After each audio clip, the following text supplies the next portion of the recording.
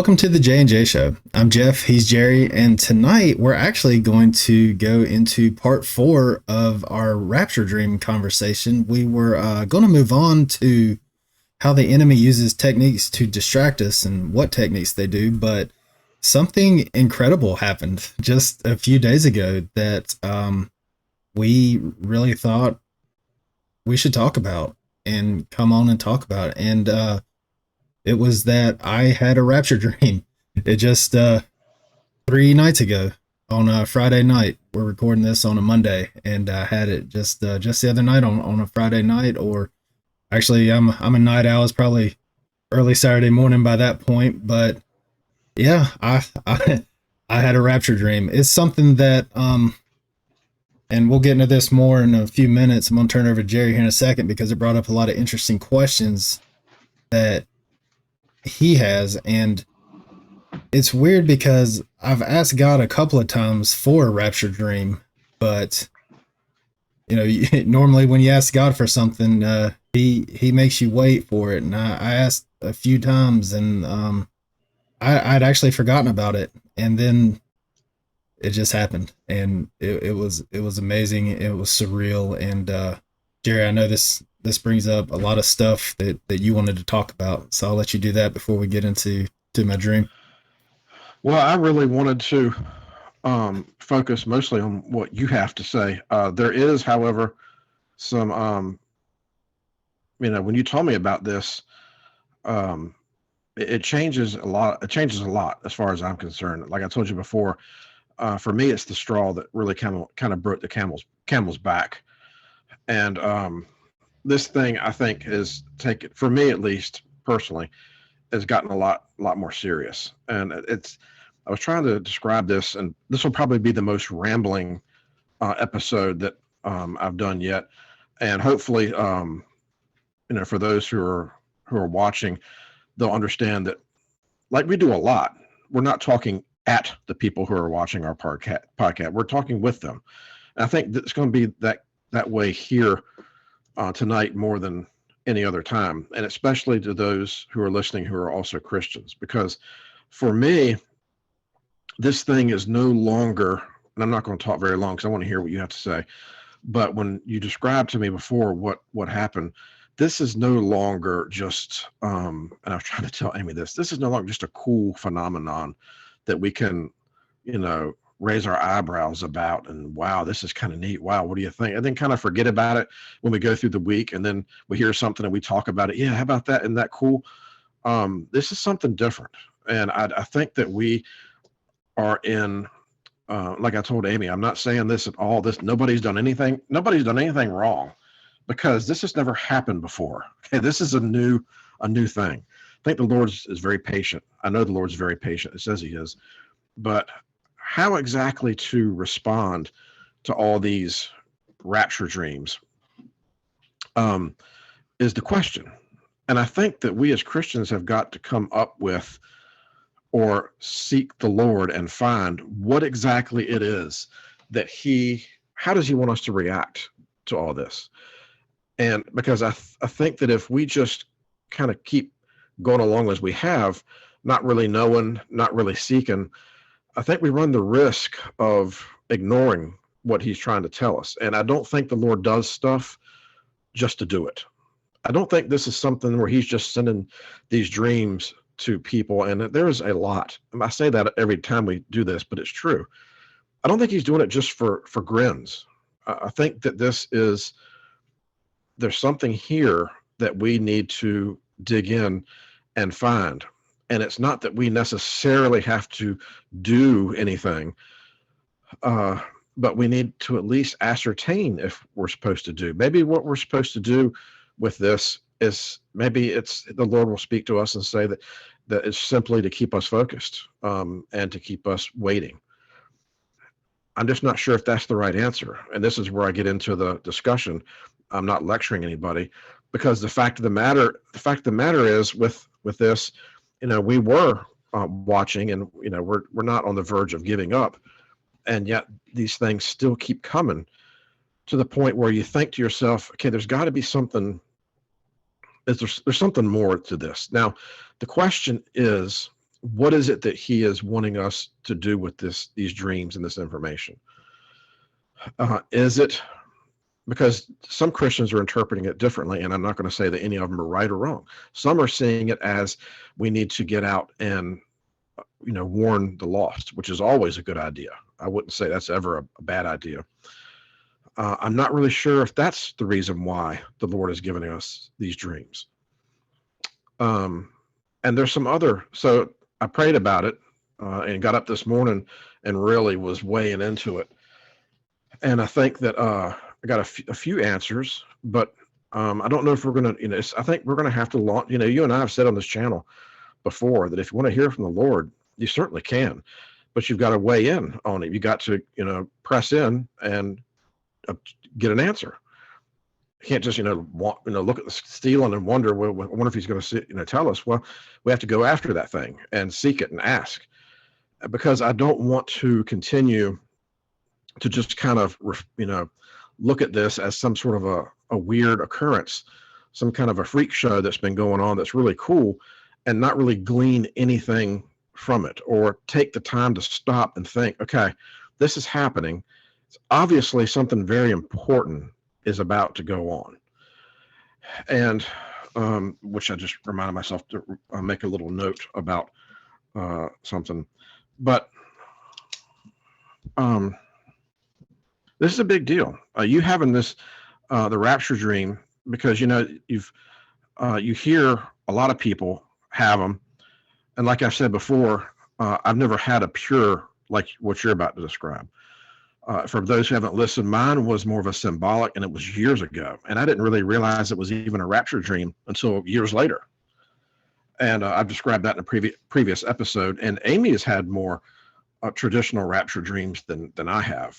She's had probably a couple, three, not quite as intense as what you're about to describe, but nonetheless, the same theme. And it's amazing how the themes all across the world are lining up, and people are describing and using the same terminology and saying the same things.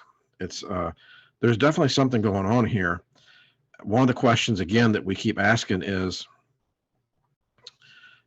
how's the church going to respond to this? How much of the church is paying attention? This isn't something that Jeff and Jerry just have kind of come up with. This is something that was going on before I started. It was going on before I realized it, and going on before a lot of. If you listen to people, they'll all talk about different times when the Lord has been waking them up. I've heard people say the Lord woke them up to his return in 2017. I've heard people say that he woke them up to it in 2020, which is when he woke me up to it.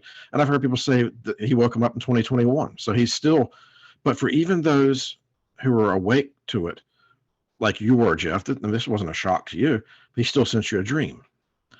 So I think we have to ask, why is the Lord doing what he's doing? And we may not get 100%, but he's not trying to deceive us and trick us. If he's willing to send the dreams, he's willing to tell us what it's about and what we should do. And but having said that, I think before we go too long, because I can't stand watching these videos where they have something they want to tell you and then they talk for 25 minutes before they tell you. So just give us, as one of the guys says, give us every last detail.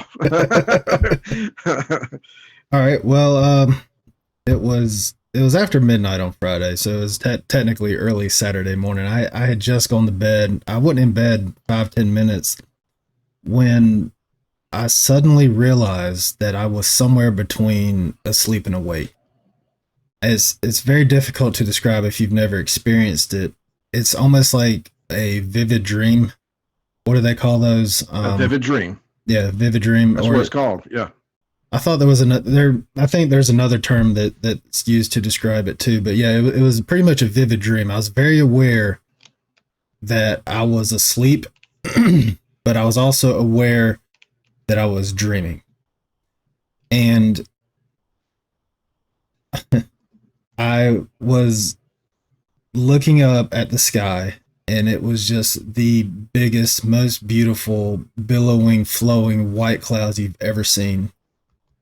And they were outlined in sunlight, just like they were outlined. It's kind of like they had a golden outline around them, and the sun beams. You've looked up at the clouds and seen, you've described it actually in a recent episode, how you're on your way home from work and you see the beams kind of pouring down through The heaven effect. yes, the heaven effect. Except it was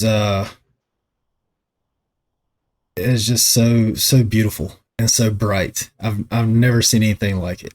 And I was on this spiraling staircase that was leading up. And I was very aware of the fact that this staircase only led up. There was no going down. It only led up. I got my notes here. Yeah, I was on this staircase and the only option was to go up. And this staircase had these brilliant white steps that were either stone or maybe marble. I know marble is a type of stone. And just golden railings spiraling all the way up. Wow. And the top of it disappeared into the clouds. And as I'm walking up these steps and I'm looking at the sky, I look up at the staircase above me and I see all these people walking up.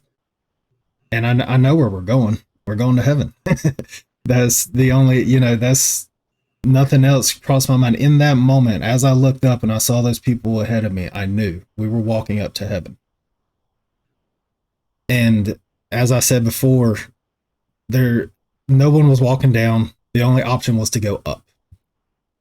So then I kind of snapped out of that and I was laying there in my bed.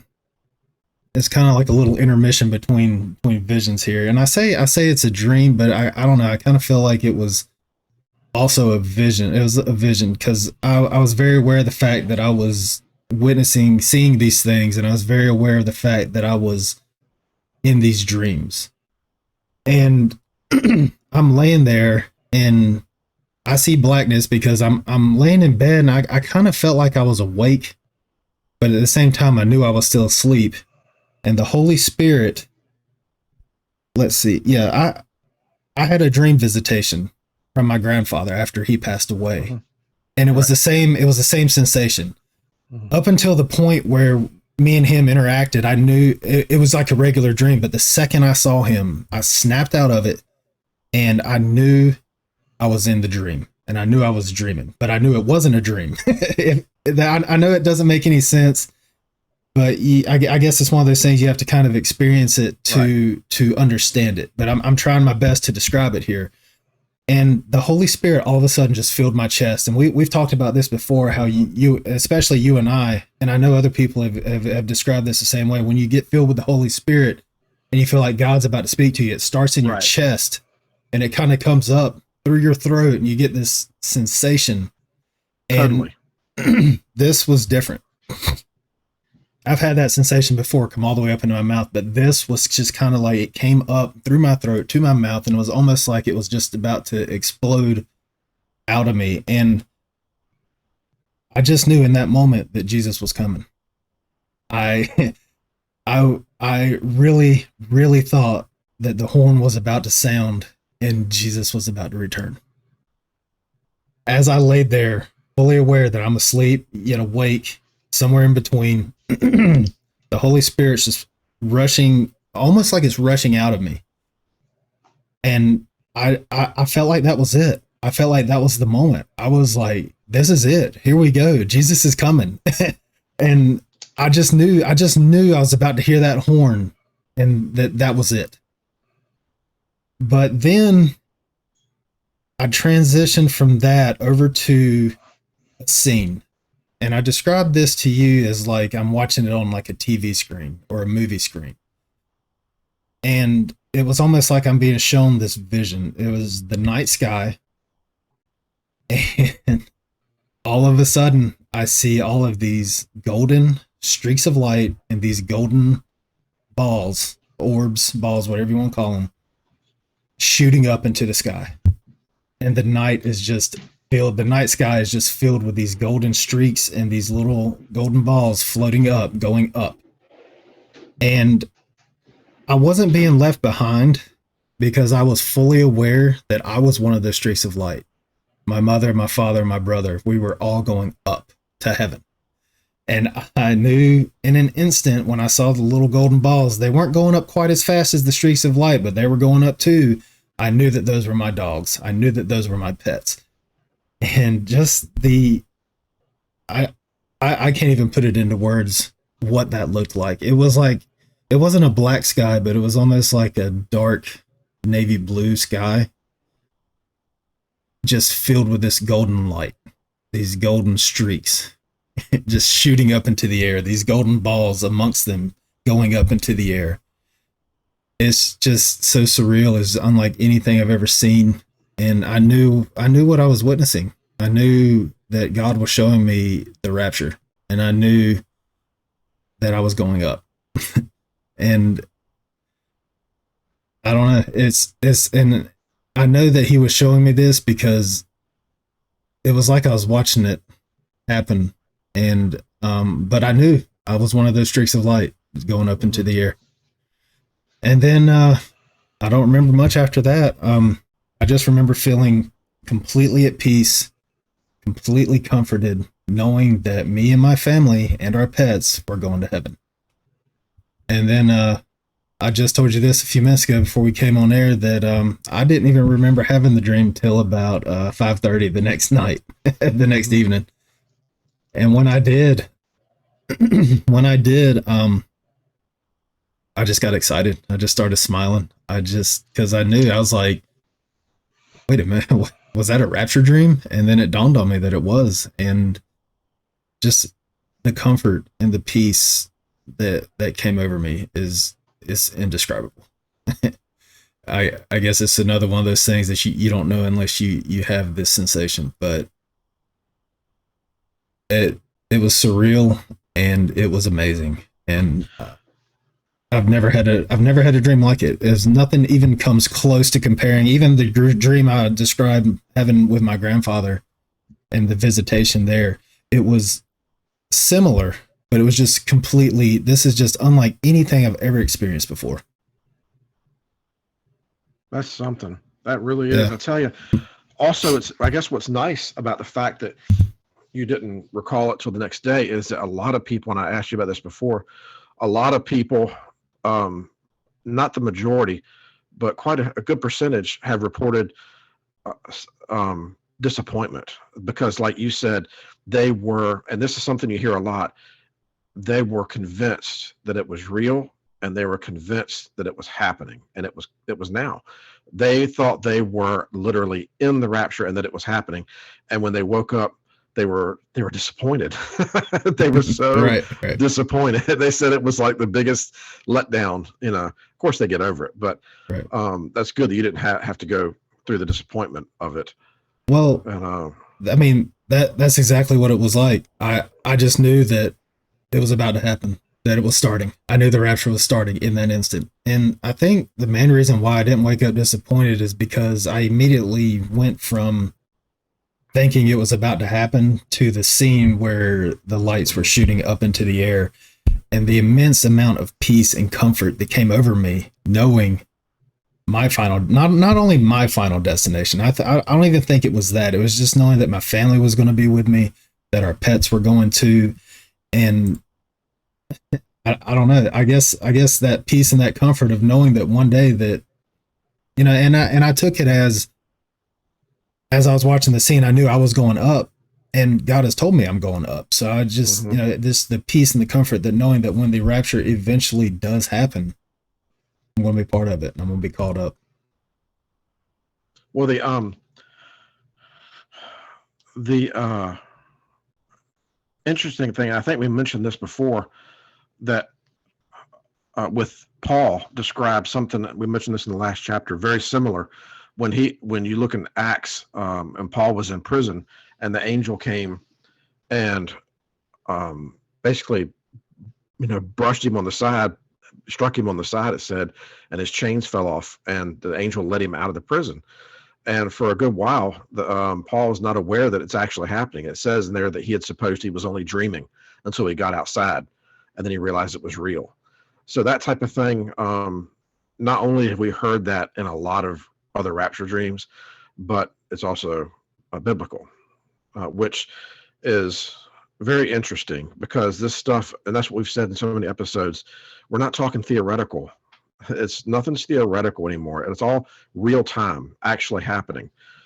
And, you know, um, we talked about the heaven effect last time and about coincidence, and, as if almost like a funny, almost like a good joke, but it wasn't funny, but it was neat.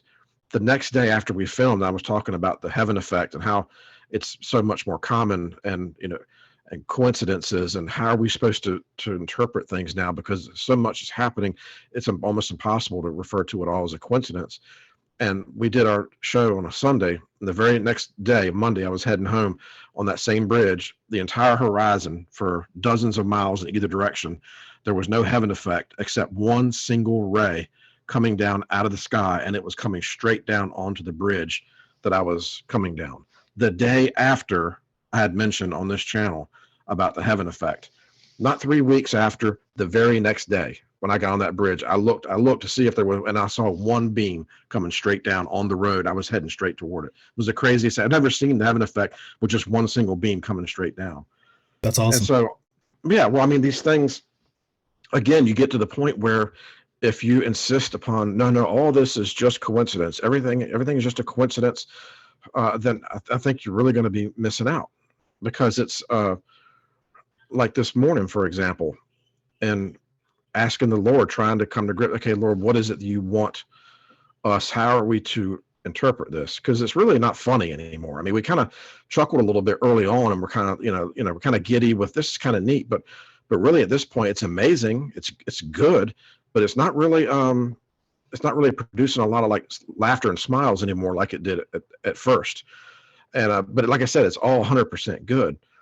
And so I prayed the Lord and asked him, what for guidance. And then when I was at work doing data entry, like I did, a video pops up. I click on it.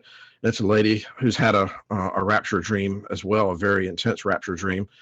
And in there, at the end, she says that the purpose to her was clear, that the Lord was wanting us to warn not the lost, but lukewarm Christians who are in danger of being left behind. And in this dream, the Lord appears in the sky in extremely bright light. And the fear of the Lord falls upon everybody. She said it was very intense. And she, being saved, put her arms up and was waiting to be raptured up. And this woman who had been backslidden, had drifted away from the Lord and was living a very worldly life, basically fell on the ground, but glommed onto this woman's feet so tight that she couldn't let go. And it was clear this woman knew what was coming and was trying to hold on, because she didn't want to be left behind. And the interpretation, there was more to the dream than just this, but the interpretation was very clear. She said that's who we're supposed to be. That's what we're doing this for. That's our objective. That's our target. Now, this lady is not the Lord, so I'm not taking this as the answer to my question, but it's definitely a good step in the right direction. That our real goal here is to, and when you think about this, what is it that Jesus is doing in the first few chapters of Revelation? Who is he talking to? Well, he's not talking to the lost. He's talking to the churches that are scattered throughout Asia, most of which are in a backslidden condition. And he's warning them. And what is he saying? He's saying, if you will not wake up, then I will come, and you will not see me coming. You will not recognize my appearing, and you'll be left behind. And you'll basically have to go through a tremendous challenge, tremendous trial, the Great Tribulation. So if that's what the Lord is saying in Revelations, then that seems like a pretty good indicator of what our main. Now, of course, we always want to try to win the lost as well, and there are people who are doing that. But a lot of Christians are in a state that they need to really shape it up. And it's not talking about earning your salvation. It's not, we're talking about it all. As we've always said on this channel, it's very consistent. We're still the same way. It's not about you've got to all of a sudden start doing a bunch, but have you, does he hear your voice? Does he know your voice? Do you know his voice? Are you maintaining a relationship with him? I'm not talking about, how many times did you sin last week? It's not what it's about. I'm not saying, what do you do at church? How busy are you? Are you a leader at church? Not what it's about, but rather, how long has it been since you talked with him? I mean, not just asking to be bailed out of something. Nothing wrong with asking to be bailed out. I do it all the time, but it's not 100% of the communication is asking for stuff. It's a relationship, and so I think that there is a lot of Christians, and I think that's part of what this is about, because the lost, they know that there is something's coming, but for the most part, they're kind of unawares. But a lot of Christians, I think they're in a state of denial that this is never going to happen. And some Christian leadership is telling them this. Oh, we've been waiting 2,000 years. It's never going to happen. But one of the notes I took, the reason why, it really seems to me to be quite clear. The reason why it's not going to be much longer, in addition to everything else that we're seeing, and the fact that the Lord is telling us that, the Lord says that it's like labor pangs, like a woman in labor. And from what he's described, the labor process began most likely in the 20th century. And it's been slowly progressing. And we're now in a portion of time when it seems like the birth pangs are one on top of the other. And regardless of how close we are, once you get to that point in the birth process, you don't stop. There isn't a pause where you have 12 more hours of doing nothing. The birth pangs continue. And it may get intense and it may take a while, but it never goes away until the thing is done. And I think that's where we are now. We're not going to enter into another period where there's 50 more years where nothing happens. That's not how birth works. And the Lord clearly related this to birth pangs. We are in the final delivery of this thing. And I think we've got to wake up. That's part of what I was saying earlier. We've got to wake up and realize this is not longer a joke. The Lord's very serious about this. And that's what this lady said in the rapture dream. The Lord wasn't playing. And we've heard that before in other ones. The Lord wasn't playing. We've had this picture painted of Jesus as the teddy bear, which we know that he is very gentle and he is love. But he is also capable of being very serious. And we err if we assume that he's just a jolly, good old boy that's always in a good mood, looking to give us what we want. That's not his nature. And I was going to ask you, Oscar, I guess it's not as much a question as an observation. The peace and comfort thing is something else that I'd keep going back to, because so many people, there's also been people who've had near-death experiences have talked about that, but also the rapture dreams. People have talked about this overwhelming sense of joy and peace. That must have been one of the best parts of it. Oh, definitely. It was the best part. Knowing that my future is secure in heaven and knowing that I'm going to live all eternity in paradise. I remember old PE teacher I had one time gave an analogy and said there was once a rock that was 3,000 miles long and 3,000 miles wide and 3,000 miles tall. And every 100 years, a sparrow would fly in from the long way away and land on this rock that was 3,000 miles by 3,000 miles by 3,000 and sharpen his beak on this rock, just sharpen his beak and then fly away. When his beak had worn that rock down to the size of a pebble, that's one day in all eternity. And that gives you an idea of exactly how long it is. There is no end. It goes on forever. And it's funny because when I was a younger Christian, I feel like I had a better concept of that. And I remember when I was really young, fairly often I would have these rushes of joy at the idea. But kind of like when you get older, it just kind of fades a little bit, which is kind of sad. But somehow, it just kind of does. Of course, I never heard from the Lord when I was younger either. So it's, some kind of like with other things in life, is you lose some, you gain some as you get older. Yeah, that concept of forever has always kind of been lost on me. I've never really been able to fully comprehend. I don't think any of us can though, and I think that is the way it's supposed to be. I don't think we're supposed to be able to comprehend it because it's just another one of those things that, God understands. And then when we try to understand what he does, it's just exercise in futility because Right. I mean, we'll know one day. I mean, I was never in doubt where I was going, but now just knowing that I'm going to be there with my family and my pets and just everyone I know and love is just so overwhelmingly comforting. And I don't know. I never worried about it before, but now I definitely don't because I eagerly anticipate that day. I cannot wait to be one of those streaks of light going I up into know. the sky. I know. And actually, when I was laying there and I really thought it was about to happen, and I thought I was like, all right, here it is. It's starting. Is what I thought. It's starting. Those are the two words that came to mind when the Holy Spirit rushed up through me, and I really anticipated. I just knew the horn was about to blow. I just knew Jesus was coming, and I just thought it's starting. Here we go. That's amazing. And I wasn't afraid. I wasn't anxious. I wasn't worried. It's not like I was ready to go. I was in Sure. that moment I when bet. I just knew it was happening. And I just knew the world was over and that the rapture was beginning. Yeah. I just knew There the have end been had come. there have been quite a few folks, and we may have mentioned this in the last one, but I can't remember. There have been quite a few Christians who have had these dreams, and like you said before, you would think to yourself afterwards, "Oh, well, these people were left behind." But they point out that they never got the feeling they were being left behind, but the Lord in the dream was showing them what the world would be like afterwards.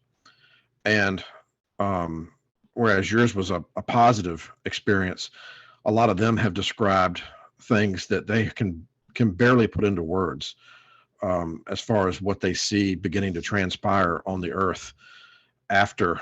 And I tell you this, the more you look into it, and like the lady today, who was talking about the rapture dream she had and the way the Bible describes it, the world is gonna know what has just happened.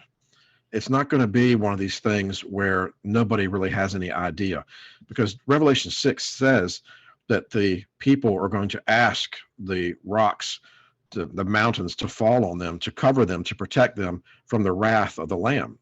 For that great day has come, it says. And for my money, and again, I'm not lecturing anybody, but I feel like one day, very distinctly, as I was reading through this, that the Lord impressed upon me that the mountains are, in fact, governments.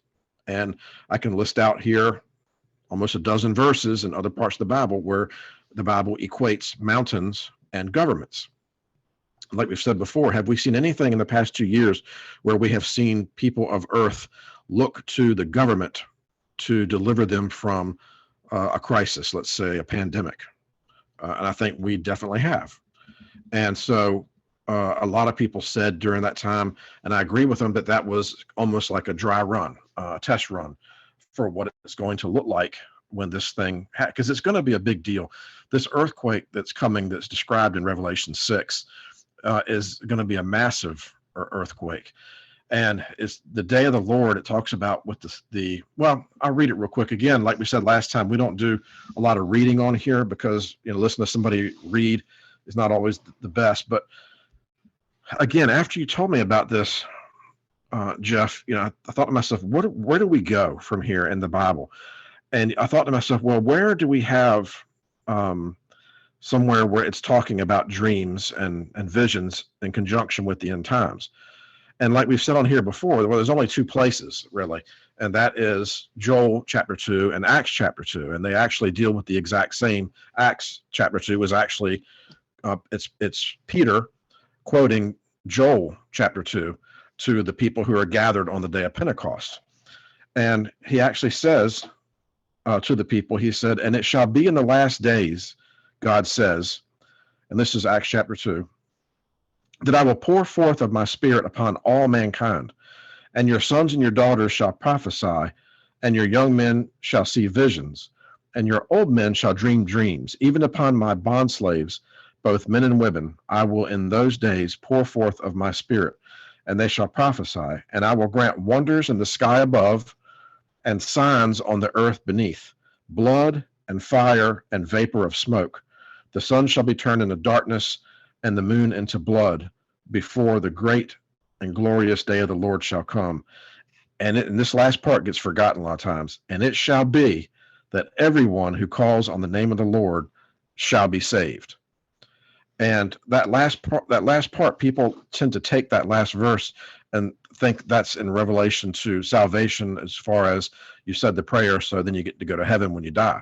But it's not the context that it's talking about. It's talking about the great and glorious day of the Lord, where the sun doesn't shed its light and the moon turns to blood. And then it said, everyone who calls on the name of the Lord shall be saved. Well, what's that describing? That's describing the day of the Lord. And that's his appearing. That's what's going to kick off all of what you read in Revelations. It is day one, if you will.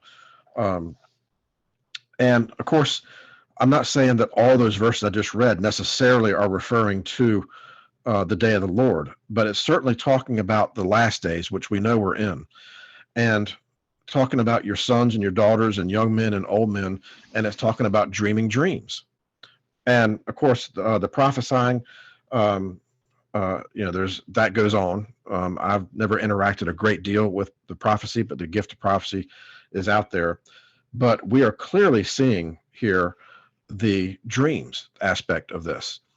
And as it goes forward, we may see more. What's interesting is grant wonders in the sky above and signs on the earth beneath. I can't sit here and tell you that I know for certain what that is. And I've never heard anyone really explain what that is. It could be any number of things. People would laugh and make faces and whatnot and scoff. But if you look at the crop circle phenomenon, I can't really think of anything that would fit that quite like that. A signs upon the earth that the Lord would grant. It's not that, it doesn't say the Lord will perform.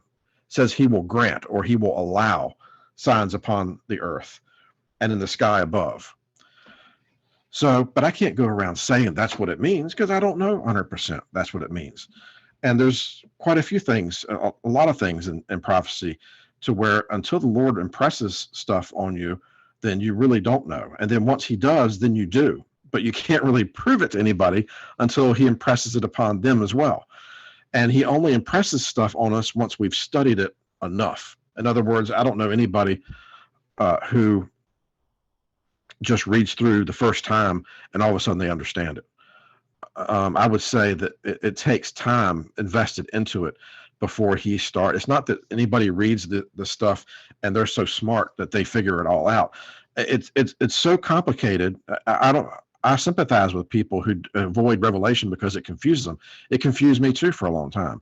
But if you stick at it, it's the only book that has a promise of a blessing if you read it. The only book in the Bible that promises a blessing to the person who reads it and studies it.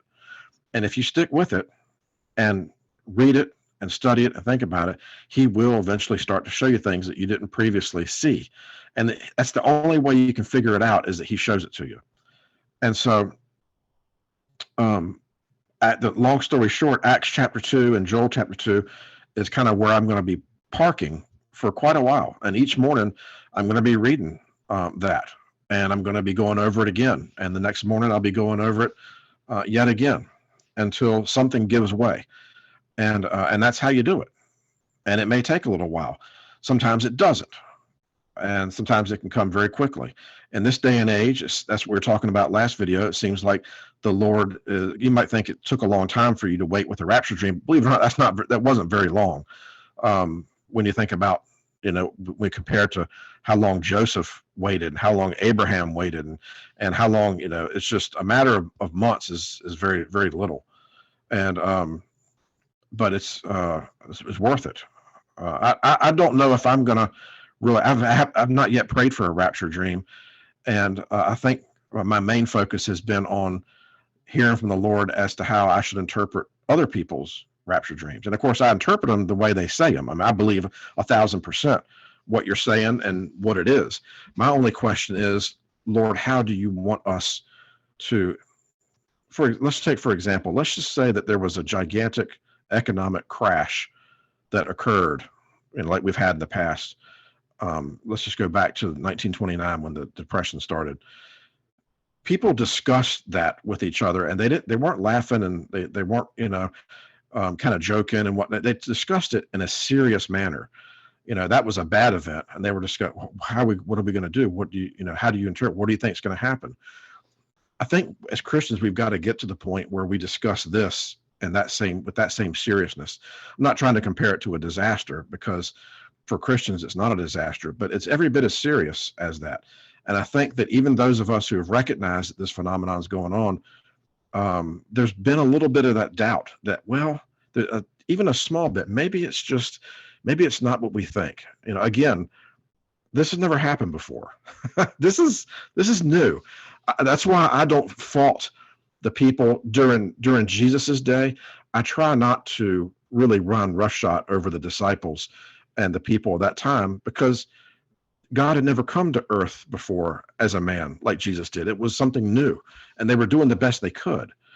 And I think that's what we've got to do the best we can. We can't expect to get it exactly right 100%, because of the fact that this is different. I think it's going to look different than, look for you yourself. I'm sure that you look at this whole phenomenon of what the Lord's doing differently right now than you did a week and a half ago. Absolutely. Absolutely. It became real. Yeah. Oh, more than real. It's just surreal. Surreal is the only word I know to use how to describe what happened, because, like I said, I've never experienced anything like it, and I've never experienced a joy and a comfort and a peace like I did as I was watching that scene, and it still resonates within me. The peace, the comfort, the joy. I still feel it, just like I did that night when I had the dream, while I was having the dream. I'm just so much more relaxed now than I was before. Not that I was like apprehensive or anxious or anything like that, but it's just now. It's just that's amazing. I'm that's something. I didn't know you. I didn't know that. That's really something. Yeah, I don't really know how to put it into words. It's not like I was anxious or afraid or anything like that, but now it's just kind of like, okay, I'm at peace. Sure. Let's do this. I'm really not sure how to put it into words. I did want to say, though, I think I want to classify it as a vision, because you said that in that verse it says that young men will have the visions and old men will have the dreams. So I'm not going to call it a dream. That's funny. I think we'll keep it as a vision. No, but that's pretty good. No, you said too that people see what happens after they leave, and they see and we've talked about it before in the earlier parts of this Rapture Dream series, that they see the destruction and the carnage and the war that breaks out. And I think I know that some of them see it as a warning, and that their rapture dream is meant to be a warning, and to maybe some of them aren't saved and they have these dreams and they're warnings, but some people are saved and are Christians and they still have the dreams and see what happens. And I don't think it's a warning for them to get back on track. I think it's more of a warning to the Christians to go out and spread the word. Right. Exactly. But I don't think I saw what happened after we went up. I always say we, because I know I was one of those streaks. Sure. And I think that's why I didn't see what happens after I leave. I still feel like I need to spread this message. That's why I wanted to do this part 4 immediately rather than wait till down the line, because I really feel like you just said, it's real now. Not that it wasn't real before, but that's why I wanted to experience one. Yeah. And I think that's why God allowed me to experience it, is because I'm sitting there listening to these people and I see the emotion and I see them just at a loss of words like I am right now. And I wanted to experience that, and I wanted to be one of the people who can go out here and say, "Hey, this is real," and I wanted to be one of the people who can maybe inspire other people. And I'm not really sure what I'm trying to get at here. I just It's these, hard. yeah, it really It's is. hard. It's hard to put it into words. I mean, I can see it clearly playing out. The dream, I see it playing out when I think about it. I can watch it in my mind play out, but I can't really put it into words other than like trying to describe the events of the dream. When I tried to understand it and make sense of it, I just had a loss of words. But I think that goes back to what I said earlier about trying to understand what God understands.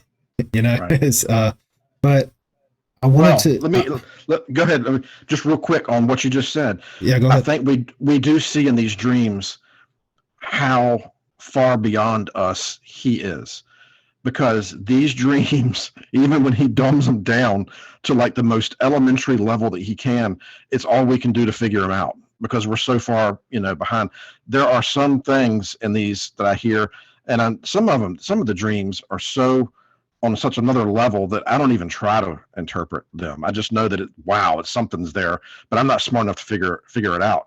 And thankfully, others, it's like the lady said today, that it was self-explanatory. The woman glommed onto her legs as she's raising her hands to go up.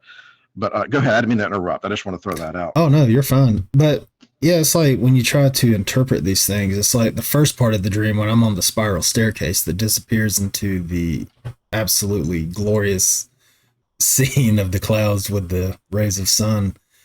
I'm not really sure what that means, but I know it's all together because I had the dream all at the same time and I had it. Right. And I know he showed me that for a reason, which I'm sure at some point hopefully he'll make clear to me so I can maybe interpret it correctly. But I don't. I've abstained from trying to guess what that means just because I don't want to get it wrong.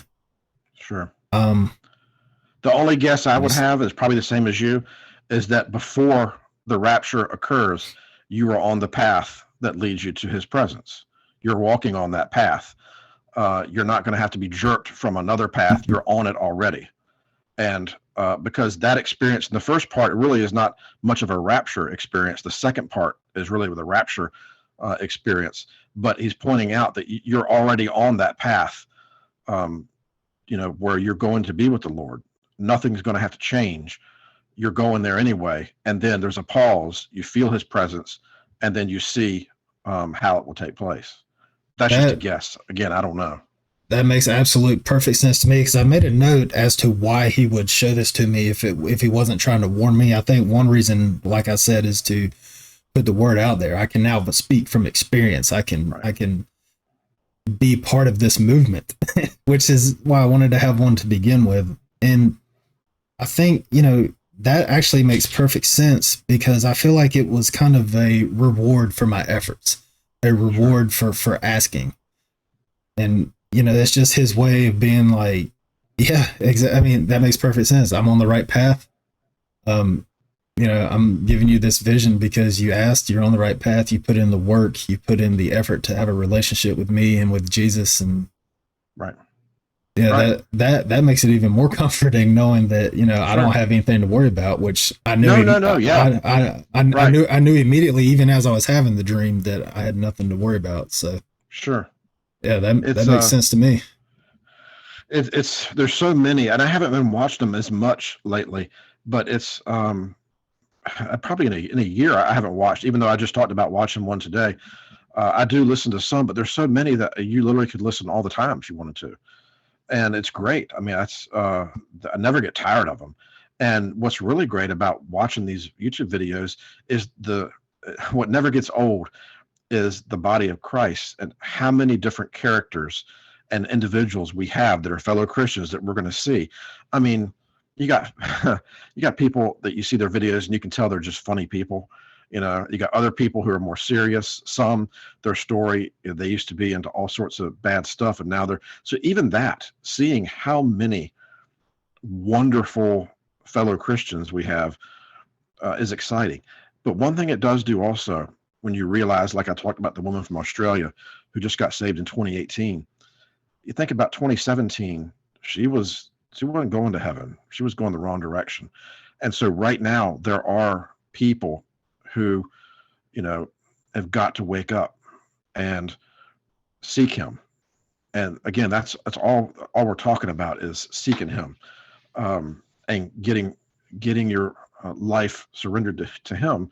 And because it's read that Revelation. I mean, I can't encourage people enough to read the first 4 chapters of Revelation and just read it and read it and read it. And it really will you'll begin to hear his words and what he's telling the churches, and that most of the churches are not in a good place.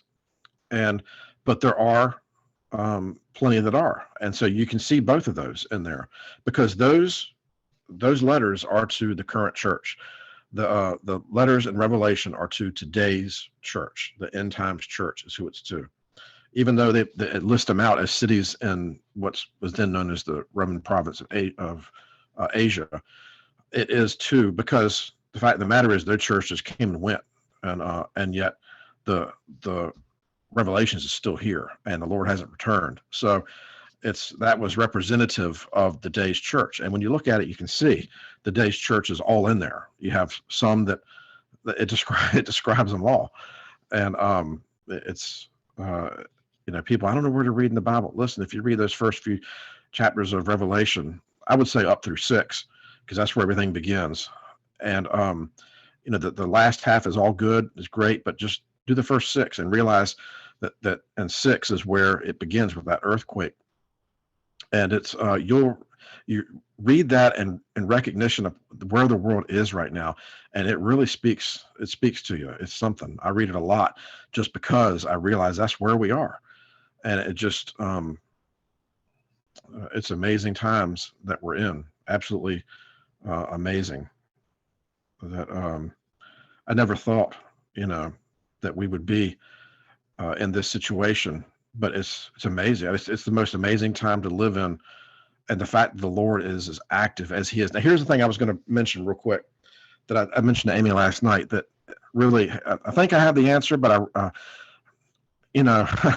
why is he given all this? And I think I'm probably stupid for even asking the question, because I think I know the answer, but you have to ask, these dreams and stuff, all this stuff is not going to the leadership of the church, if you will, the bride. You don't hear the most famous Christians, the most famous preachers. They're not getting this stuff. At least most of them are not. It's coming to their ordinary rank and file, to Jeff and Jerry. I never thought that would be the case. And thousands of other rank and file Christians whose only claim is that they have a little YouTube channel that they created basically because of what has been going on. Not the other way around, but we saw what was going on. We wanted to talk and, to try to get the word out and warn people. But I tell you, it reminds me very much of the way the shepherds were the first ones to get word of Jesus coming the first time. And, it didn't come to kings, and it didn't come to the Pharisees that Emmanuel was to be born. It came to the shepherds, who were, fairly lowly individuals. They certainly were not prestigious. And I think we're seeing a little bit of that even now, that this is going to the most rank and file. Nothing wrong with us. I mean, we're just as Christian as the fancy pants people are. But in our mindset, we always envision those who have the most popularity as being the ones who are the most valuable to the Lord. And that's not the case at all. And I think he's showing us that he has always valued. How many times in the Bible, whether it's, take your pick, how many guys that said, not me, Lord, I'm just so-and-so, send somebody else. And the Lord's like, no, I want you to go do it. And he's like, but you don't understand, I'm only X, Y, or Z. I don't even have, and the Lord again would come back, you're the one I want to go do it. Now I need you to go do it. And so that's what I mean by it shouldn't be surprising, but it kind of is, that this is being given to the rank and file, and that's who's nurturing this thing. That's who's handling this thing. That's who he's dealing with right now. And I asked Amy, why is that? Nothing against pastors and preachers. We need them, but why aren't they out in front of this thing? And she said, well, probably a lot of them are too busy. It could very well be the case. Certainly the famous ones, I think, are too busy writing books and traveling around the country. I think sometimes you can get too busy, whereas ordinary Joe is just, focusing on the Lord and his daily life. I don't really know the answer, but it really is something to where this is as grassroots of a thing as grassroots can be. It is not being led by the famous and the recognizable and those who are. I mean, it's just ordinary people on Facebook. I'm sorry, not YouTube, that are talking about their dreams, and they're not asking for money. It's amazing. It's absolutely amazing. It's one of the most amazing things that I've seen in the church or to happen in my lifetime. And it's also amazing how many Christians are either willfully ignoring it or unaware of it. Yeah. Yeah, it's unlike anything I've ever seen before too.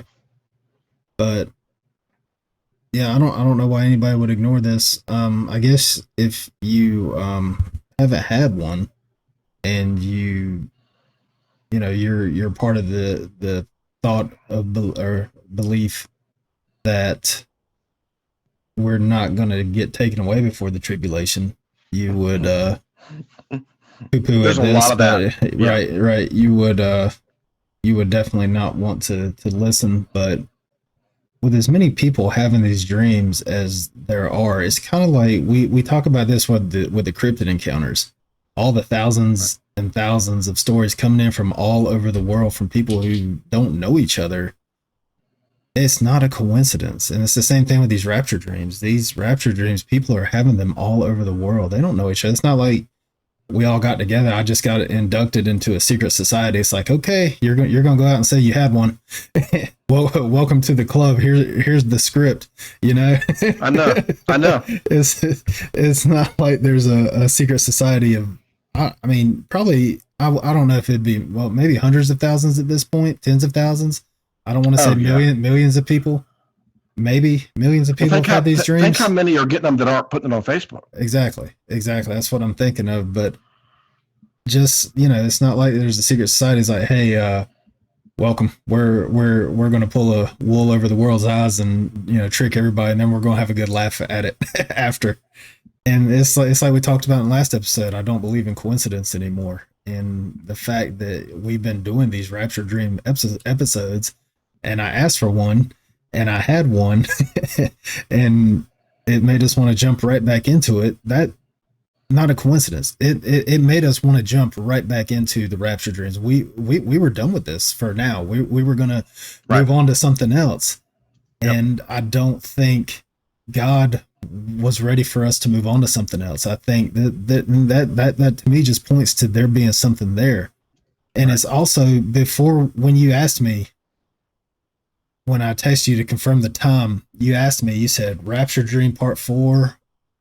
And at that moment, and this goes into, what we're going to talk about next time, unless, of course, something else happens to bring us back to this, is the enemy trying to distract us.